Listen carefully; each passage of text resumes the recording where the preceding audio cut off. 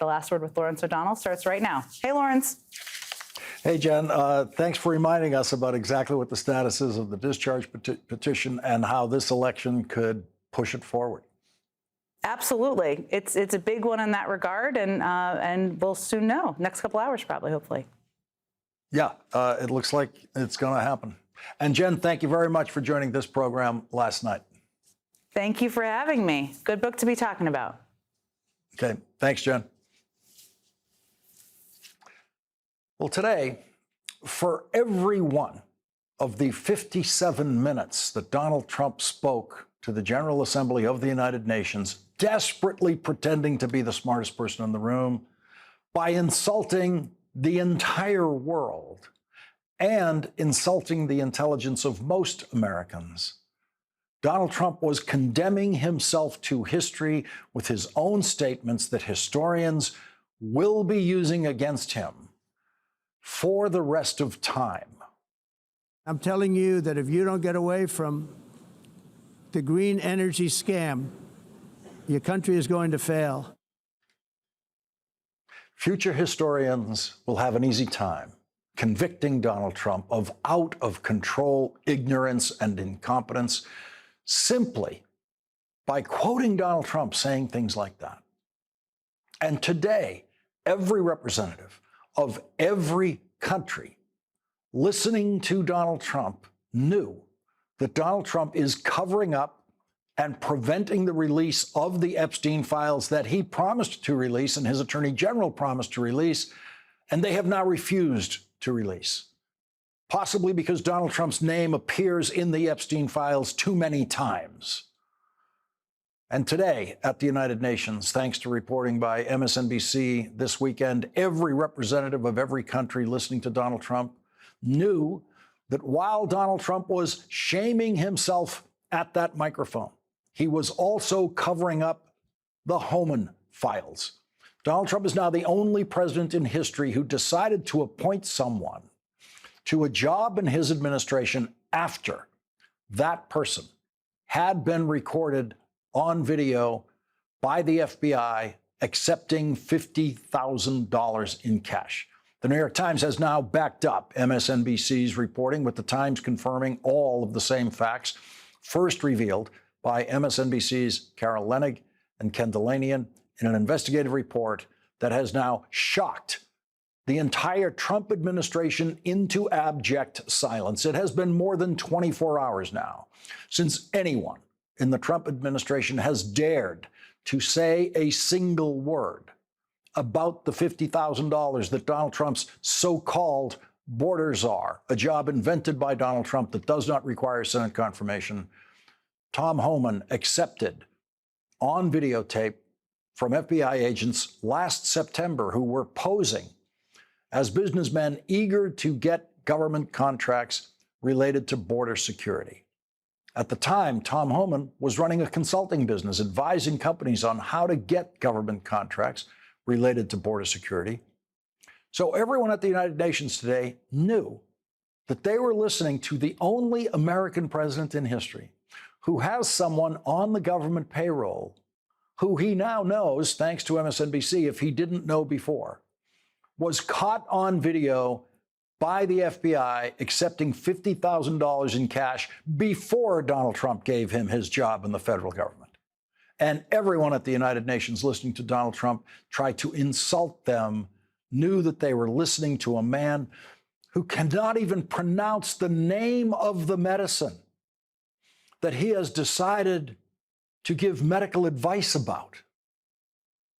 Effective immediately, the FDA will be notifying physicians that the use of well, let's see how we say that. Acetaminophen. Is that okay?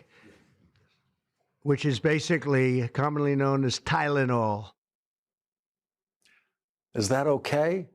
No, it's not okay when a clownish man who cannot even pronounce the name of the medicine he tries to give you advice about tells you not to take that medicine. Unfortunately, too many Americans will suffer by making the mistake of following Donald Trump's medical advice and the advice of Donald Trump's Secretary of Health and Human Services, the most dangerous American Nepo baby in American history, Robert Kennedy Jr., who insists that his own admitted 14-year addiction to heroin is over, while his even more dangerous addiction to public attention remains incurable. Democrats in the House and Senate are now calling for the release of the Homan files, in addition to the Epstein files. Democrats on the House Judiciary Committee, led by Congressman Jamie Raskin, have demanded in writing that the Attorney General and FBI Director hand over the Homan files. The Democrats wrote, "Do the Department of Justice and Federal Bureau of Investigation have video and audio recordings of White House border czar Tom Homan accepting $50,000 in cash bribes from undercover FBI agents stuffed in a brown paper takeout bag from the restaurant chain Cava? It certainly sounds like you do. Your reported effort to shut down this investigation appears to be a brazen cover-up to protect Donald Trump's allies at a time when the Department of Justice and FBI are also being ordered to aggressively pursue prosecution of Donald Trump's political enemies. We demand that both of you immediately turn over all recordings from Mr. Homan's meeting, as well as all files from this investigation of purported bribery involving Mr. Homan. This is an untenable situation." And today, Democrats on the Senate Judiciary Committee also demanded the same material. The Senate Democrats said, "We are initiating a robust oversight inquiry to review Mr. Homan's actions prior to and since joining this administration, as well as the FBI's role in ultimately shutting down the investigation into Mr. Homan. Closing this investigation is an unprecedented departure from FBI's longstanding role in combating public corruption. These allegations raise additional concerns that this administration's immigration enforcement and deportation policies and actions, including its award of federal funds for detention centers or security-related technology, have been and may continue to be influenced by Mr. Homan's corrupt financial interests." Yesterday, the White House press secretary apparently inadvertently admitted that Tom Homan was in a meeting with undercover FBI agents. She made that admission yesterday when she got carried away in saying something that no one else has said. She claimed Mr. Homan never took the $50,000. Did the president ask the Justice Department to close the case, and does Homan have to return the $50,000? Well, Mr. Homan never took the $50,000 that you're referring to, so you should get your facts straight, number one. Number two, this was another example of the weaponization of the Biden Department of Justice against one of President Trump's strongest and most vocal supporters in the midst of a presidential campaign. You had FBI agents going undercover to try and entrap one of the president's top allies and supporters, someone who they knew very well would be taking a government position months later. Mr. Homan did absolutely nothing wrong. So first of all, who told her that Mr. Homan's never took the $50,000? Who told her that? Was it Mr. Homan's? He has not dared to say that himself, and no one else has dared to say that. But what you saw there, in her frenzied attempt to claim that Tom Homan never took the $50,000, she actually just said, quote, "You had FBI agents going undercover to try and entrap one of the president's top allies and supporters," end quote. So there you have the president's press secretary admitting that Tom Homan was in a meeting with undercover FBI agents. That's the White House confirming at least that fact. That's the White House officially confirming that Tom Homan was in a meeting with undercover FBI agents. And last night, in a comical attempt to put out this fire, Tom Homan appeared on the Fox propaganda channel where the interviewer forgot to ask him, "Were you in a meeting with undercover FBI agents?" And she forgot to ask him, "Did you take $50,000 in cash? Tom, I want to give you a chance to address this article that came out over the weekend. And it was on our always reliable MSNBC. And they said that you took $50,000 in cash in a bag from an undercover FBI agent to help them win government contracts in Trump's second term. The DOJ said they concluded there was no criminal wrongdoing, but nevertheless, that story is out there, and I imagine you want to respond to that. Oh, absolutely. Look, I did nothing criminal. I did nothing illegal. And there's hit piece after hit piece after hit piece. And I'm glad the FBI and DOJ came out and said, said that nothing illegal happened and nothing, no criminal activity. You're talking about a guy who spent 34 years enforcing the law. I mean, I left a very successful business that I ran to come back and work for a government again. I'm back on a government paycheck. Not only did I sacrifice my family sacrifices, I make sacrifices every day. I got more death threats than anybody. I got a security team around me, but guess what? My kids don't. My wife don't. I mean, I haven't lived with my wife in months because I don't want her to be here right now with all the threats. So after all the sacrifices, after serving my nation for all these years, they want to come out and dirty me up. And it's not going to end. There's a hit piece on me every 2 weeks. But keep coming, because you know what? Tom Homan isn't going anywhere. Tom Homan isn't shutting up. And Tom Homan's going to keep doing what he's doing, because working with President Trump's the greatest honor of my life. We're making this country safer again every day, and we're going to keep doing it.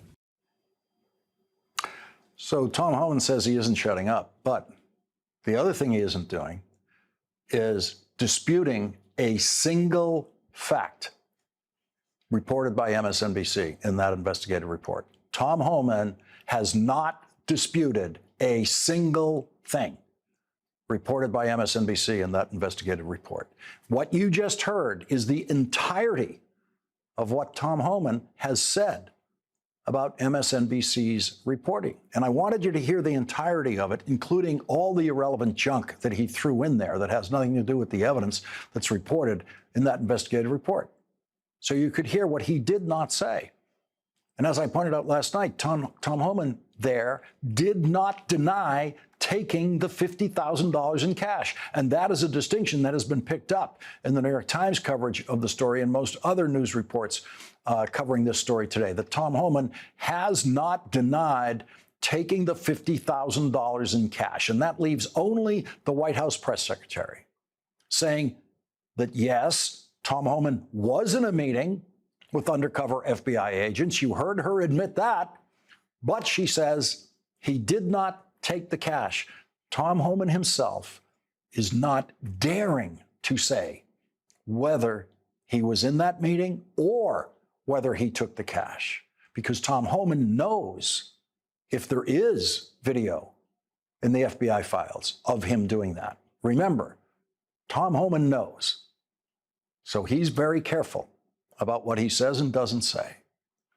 And Donald Trump saying absolutely nothing about it, nothing, absolute silence, nothing about it. But he's doing everything he can to create as many fireworks displays as he can around different news centers to divert attention away from what are now the two stories Donald Trump is trying to run away from this year, the Epstein files and now the new Homan files.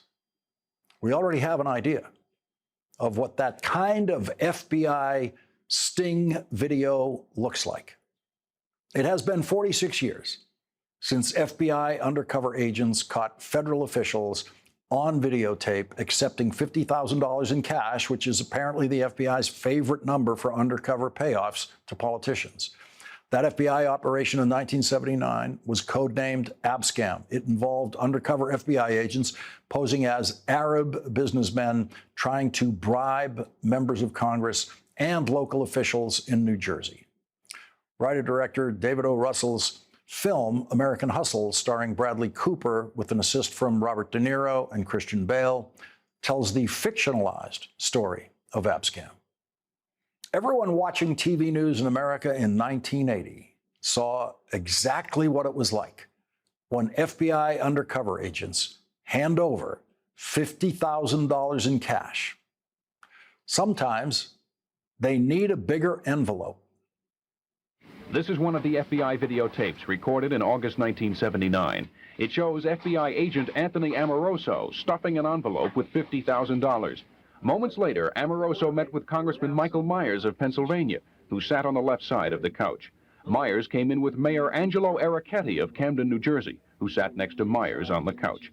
FBI informant Melvin Weinberg sat in the chair on the right. The numbers across the bottom of the screen are FBI identification numbers. NBC News has edited this tape. Agent Amoroso, posing as a representative of a phony Arab sheikh, asked Myers if he would use his influence to help the Arab get into the United States. But what you're telling me is that you've got the clout then to introduce legislation. I got the clout to introduce legislation. I work for two different people right now, okay? Two different Arab groups. And they're highly interested in this because of, you know, listen, they got tons of money, and they want to ensure that wherever they go, they're going to make it, right? If it looks like a real promising thing there, you know, we've got the promise of like 8 or 9 more of these people wanting to get involved in this thing, okay? And, you know, you're talking about a lot of money, okay? Let me just say this to you. You're going about it the right way. Okay. I'm going to tell you something real simple and short. You know, money talks in this business and bullshit talks. It works the same way down in Washington. Later in the tape, the FBI agent handed Myers an envelope which contained $50,000. And as long as I got your guarantee that... You got my guarantee and no problems at all. You got my guarantee. And, you know, I got your guarantee. I don't need your guarantee. Let's go, buddy. Yeah. I know.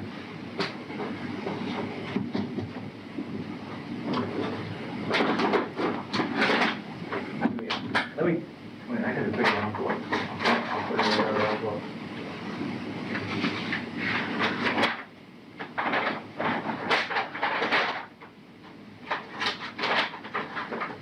I think might be wise while they're doing, maybe I get things back from you on some court stuff that we could, four of us can meet back in Philly. Spend it well.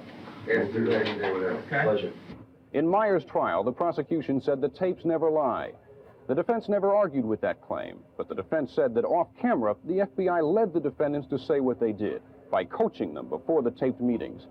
To prove that point, the defense played an audio tape of FBI informant Melvin Weinberg prompting New Jersey Senator Harrison Williams before a meeting with the phony Arab. You gotta just play blow your horn and allow you to blow and mention names, who you can control. You gotta take the position, you're the boss. All right? Come on, me. I'm the power. And that's it. Simple as that. The jury believed the prosecution's interpretation of the tapes. It convicted Myers and his 3 co-defendants of bribery and conspiracy. 1 United States Senator and 6 members of the House of Representatives were convicted of bribery and conspiracy. No criminal defendants have been able to convince juries they are not guilty after the juries have seen FBI videotape of the defendants taking cash from undercover FBI agents. Donald Trump knows, and Tom Homan knows, that Tom Homan cannot possibly survive this story if the FBI videotape of his meeting with undercover FBI agents becomes public. Leading off our discussion tonight is Democratic Congressman Eric Swalwell of California. He's a member of the House Judiciary Committee and the House Homeland Security Committee. Congressman Swalwell, thank you very much for joining us tonight. As the prosecutors in Abscam said, the tapes never lie. The Tom Homan tape will not lie if we can just see that tape. It's all coming out, Lawrence. It's just a matter of time. And just so your viewers understand the way this works, there's a system at the FBI called ELSER. It's the electronic surveillance, essentially the CRM evidence collection system that agents use to process and store evidence. And for a decision this big, it's been shared with a number of agents and a number of lawyers at the Department of Justice. In fact, most offices don't even have that much cash on hand to pay their sources. And so they have to go to headquarters to receive approval for a bribe this large. There's no deleting or unseeing this. It's just a matter, does it take a Democratic House of Representatives to subpoena this and show the American people, or will some people come forward and do the right thing? Also, Lawrence, your Abscam example, it makes me kind of feel bad for Homan in a way, in that I'm sure he would prefer to receive his bribes through some crappy cryptocurrency coin like others and take the billions. But instead, he had to resort, to the old-fashioned way, cash in a bag like the 80s, which is what he did. But it's all coming out, Lawrence, and we're going to be dogged about making that the case. If it has to wait until the Democrats have control of the House of Representatives in order to issue a subpoena from the House of Representatives, the Supreme Court has basically told Donald Trump, if you want to order the destruction of that video, you can do that, because this Supreme Court has said to Donald Trump, it's impossible for you to commit a crime if you're issuing an order to anyone at the Justice Department. Yes, he certainly will be motivated to do that. But there's other ways to go at this. And so it is very likely that the Department of Justice or the Bureau sent what's called national security letters to telecommunication companies and banks around this investigation. So you have a private side to this, and I promise you they have saved those records, and we can subpoena those records, and they're not going to make the same claims the Trump administration will make. And so we can see also either, a deposit of $50,000 or the absence of that deposit, which again would put him in other criminal peril. But the issue your viewers should care about is to, like, why do we care about this? Why is it a problem? Small businesses and medium-sized businesses work very hard to earn government contracts. And in fact, that is the cornerstone of many businesses. And when you're competing against a guy like Homan, who is saying that he's got an inside track to the administration, that affects everyone. And that, hurts other businesses' ability to compete if the whole system is rot to the core. And that's sure what this looks like. How many bribes might have been involved in the construction of the so-called alligator Alcatraz in Florida? It's all coming out, Lawrence, and we have been very clear about that. And Hakeem Jeffries said that last week, essentially. He said it in relation to what happened with the FCC and Jimmy Kimmel. We say it in relation to the college campuses who are doing these drug deals with the administration, to the law firms, and now to people like Homan. You may be protected right now under Donald Trump, but the American people will never go for this. The juries in the Abscam case didn't go for this. And the jury that will be the voters next November won't go for this. And we're going to root out this, not just culture of corruption, but this is essentially organized corruption at the very top, and it's going to all be exposed. Congressman Eric Swalwell, thank you very much for starting off our coverage tonight. My pleasure. Thanks. Thank you. And coming up, Democrats in the Senate Judiciary Committee are now demanding the Homan files. Senator Amy Klobuchar, a member of the Senate Judiciary Committee, will join us next.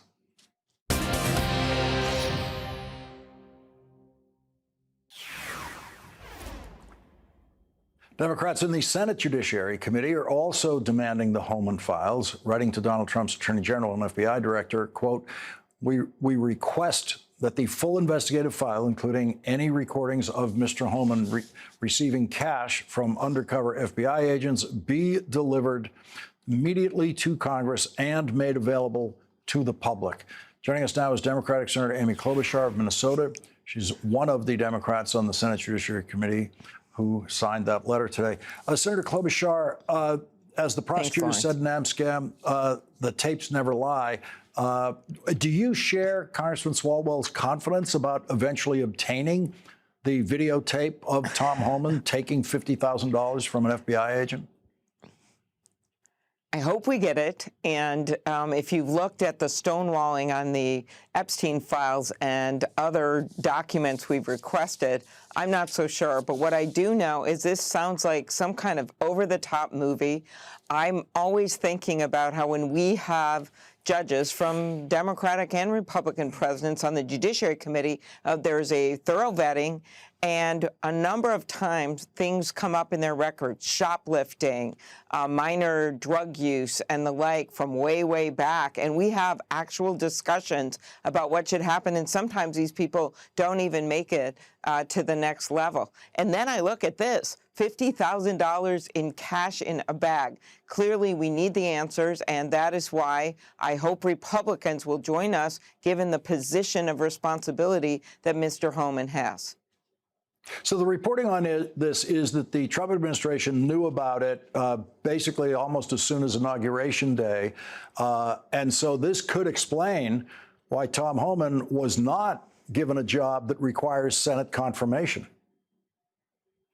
100%, because we would get that information if we were pursuing that. But the point is, now this has come out, and there are many, many reports of this, and we need to see this. And I would think that, as I said, my Republican colleagues would have a big interest in this as well, because you just can't allow this kind of corruption to occur in a high-ranking government official. Today, the top Democrat in the House of Representatives, Hakeem Jeffries, said in a social media post, Trump always chickens out. He was describing Donald Trump canceling a meeting that he was supposed to have with Leader Schumer and Leader Jeffries about the possible funding of the government. Let's listen to what Hakeem Jeffries said about their priorities today. Our top priority is to make sure that we cancel the cuts, lower the costs, and save health care for the American people. That's 8 words, not difficult for Donald Trump to process. Cancel the cuts, lower the costs, save health care. 8 words. Senator, that sounds like the 8 words that Donald Trump doesn't want to hear.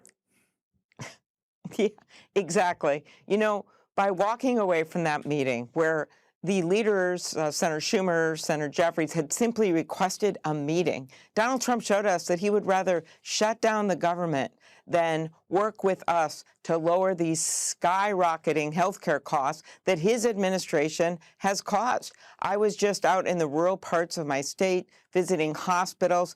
They are on the cliff. Why? These Affordable Care Act premiums are going to go up 75% for 20 million Americans. In rural, they're even going to double, and the Republicans aren't doing anything about it. We are. That's what this is about. We want to help these rural hospitals, and we want to make sure NIH is funded, and we want to make sure that we are tackling this problem caused by so many of the things this president has done to bring down health care costs. And now Donald Trump wants to stop anyone in the federal government from actually counting what's happening out there in the country in terms of nutrition and food insecurity.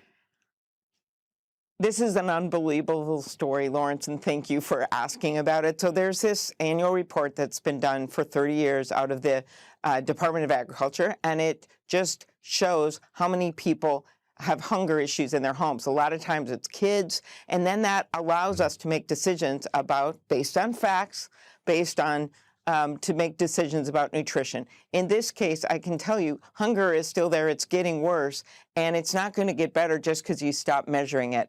That's what the Trump administration did here. And when you look at the Trump tariff taxes, $300 a year are going to be added for grocery bills. And of course, we're going to have more problems with people going hungry. All the SNAP cuts they made to the nutrition programs that are going to affect kids and families and seniors and veterans, all of that's going to matter. And they literally, I don't understand, this is just a through line, right? He doesn't like the jobs numbers, so he fires the statistician. He doesn't like the election results, so he fires the cybersecurity person who had the audacity to declare that the election was safe. He doesn't like the hunger report that he knows is going to show that people are having trouble affording food. So he goes and says, we're getting rid of the report, and maybe we'll get rid of the people that are doing that report as well. This is just simply outrageous. Presidents should take responsibility, work on things like health care and hunger. Senator Amy Klobuchar, thank you very much for joining us tonight. It was great to be on, Lawrence. Thanks. Thank you. And coming up, it took 247 days in the presidency this time for Donald Trump to completely agree with Joe Biden. That's next with Professor Timothy Snyder.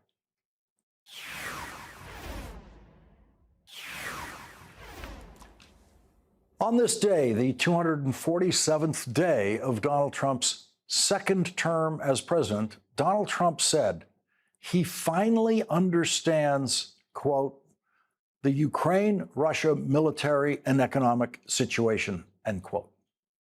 So that's Donald Trump publicly admitting today that he never understood it before today.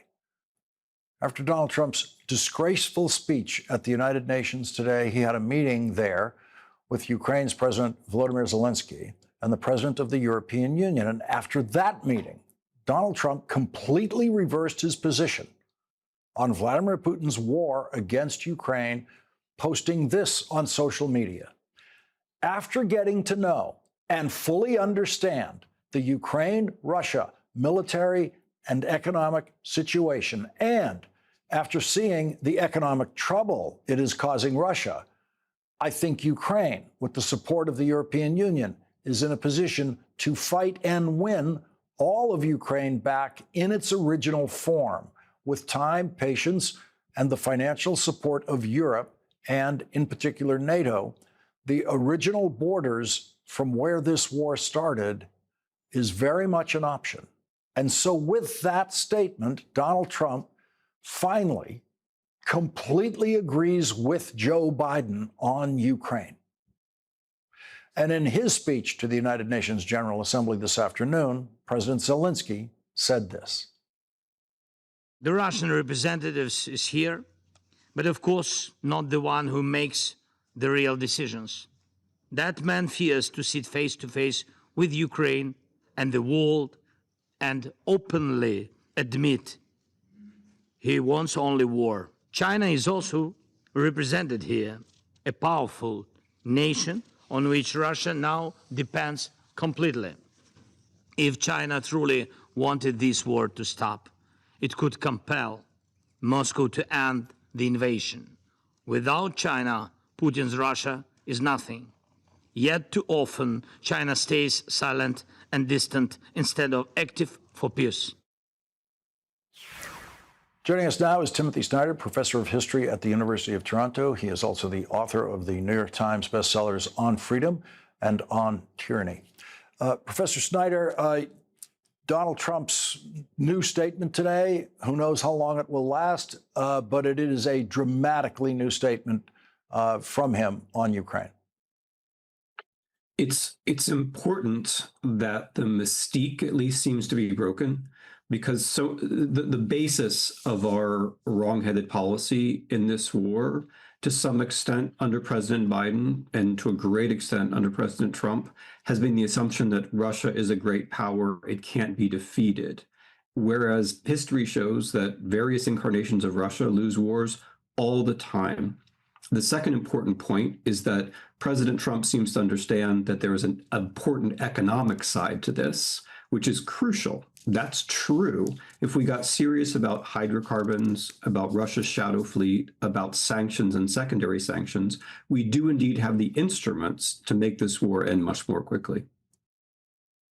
And President Zelensky's statement today, where he pointed directly at China, can that be effective?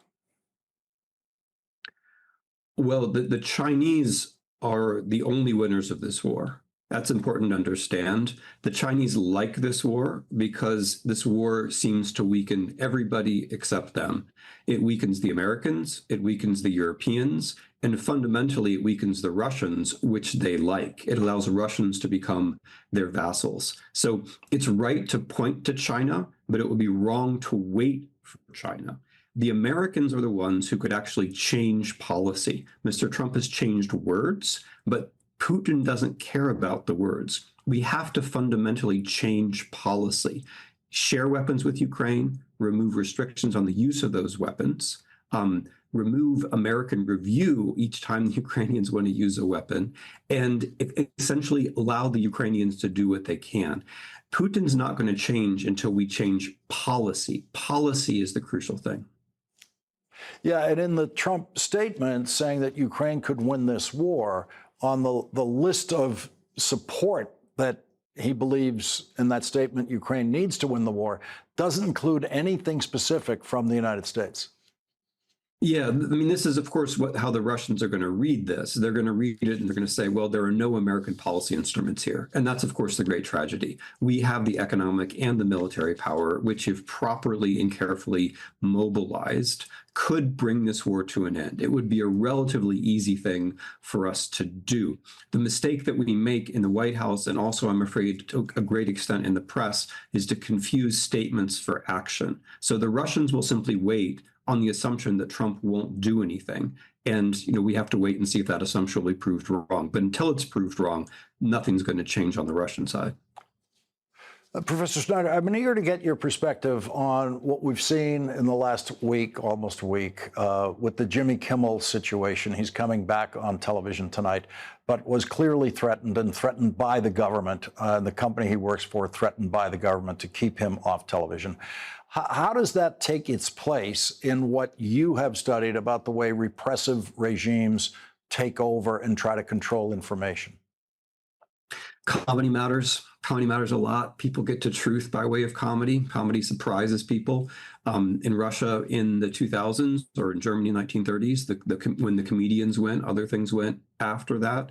This is a very serious case because it doesn't involve just the decisions about corporations about making money. It involves direct state intervention.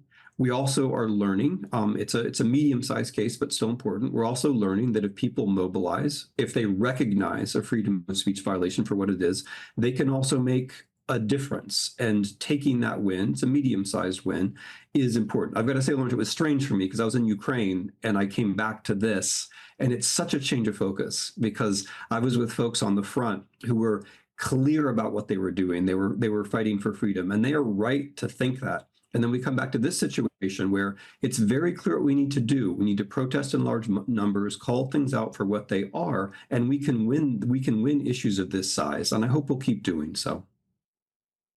Professor Timothy Snyder, thank you very much for joining us tonight. My pleasure. Thank you.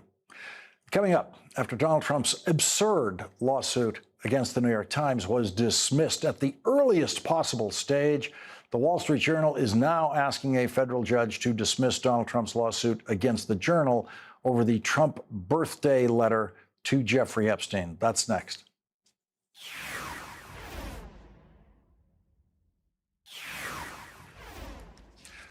On Friday, a federal judge in Florida dismissed Donald Trump's absurd lawsuit against the New York Times at the earliest possible stage in the proceedings. The judge simply read Donald Trump's 85-page ludicrous complaint initiating the lawsuit and dismissed it without even waiting for a written defense by the New York Times.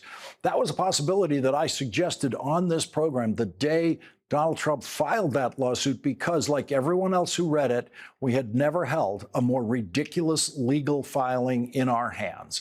And now the Wall Street Journal has made a formal motion to dismiss Donald Trump's ridiculous defamation lawsuit against the Journal for reporting on the existence of a birthday book of messages to Donald Trump's old friend, Jeffrey Epstein, on Jeffrey Epstein's 50th birthday. That was at the time that Jeffrey Epstein, in his life, when he was sex trafficking children and young women and raping them almost every day. Donald Trump's preposterous lawsuit put a lie in writing, calling the birthday letter, quote, the non-existent letter. The Wall Street Journal reported the birthday book contained a letter that appeared to have Donald Trump's signature on it, along with a message that included such lines as, "May every day be another wonderful secret." Thanks to an attorney for the survivors of Jeffrey Epstein, Brad Edwards, who revealed on this program that the Epstein estate was in possession of the birthday book. The House Oversight Committee then subpoenaed the birthday book from the Epstein estate, and now the world knows that what Donald Trump falsely called in a legal filing the non-existent letter very much exists. And the signature matches Donald Trump's signature on other notes that have been made public since then, including a note that Donald Trump wrote to me in 2016 with the very same signature that appears in the Jeffrey Epstein birthday letter. Joining us now is Barbara McQuade, former U.S. attorney and law professor at the University of Michigan Law School. She's an MSNBC legal analyst and the author of Attack from Within: How Disinformation is Sabotaging America. Barbara, it seems like the Wall Street Journal is in just about as strong a position as the New York Times. I think that's right, Lawrence. I mean, they say in this motion to dismiss that there are problems with every element of Donald Trump's defamation claim. First, that there was anything false said. They said that there is this document. It purports to be from Donald Trump. Here's what it says. Here's the drawing. And in fact, there is. So there's nothing false about this. Second, they say that it's not defamatory because people know publicly that Donald Trump was friends with Jeffrey Epstein. He's admitted it himself. People know that he sometimes says things about women that are derogatory based on, for example, the Access Hollywood tape. And finally, they say there's no evidence of actual malice, which requires a showing either that the publisher knew the statement was false or acted with reckless disregard as to its falsity, because in fact it's true. And so if any one of those is a winner for the Wall Street Journal, they win. And it sounds like it's a winner on them for all three. And Barbara, each one of these lawsuits, especially the Journal lawsuit, looks like it was filed literally just to get Donald Trump through the news day at the time. They knew that the Wall Street Journal was going to publish the report on the birthday letter, and they filed the lawsuit just to distract and send the news coverage in a different direction that day. That seemed to be good enough for them. If they could divert for a day, a couple of days, that's worth a lawsuit, it seems, in the way they make these calculations. Yeah, I don't know what goes on in their minds, but the merits of this lawsuit are very weak, as are the merits of that New York Times lawsuit. And then just tonight, we have seen a Truth Social post by Donald Trump talking about how they might have to go after ABC again for allowing Jimmy Kimmel to go back on the air. So it does seem that lawsuits are being used more as a weapon than as a means of achieving justice. Yeah, and a diversion of attention. Barbara McQuade, thank you very much for joining us tonight. Thank you, Lawrence. We'll be right back.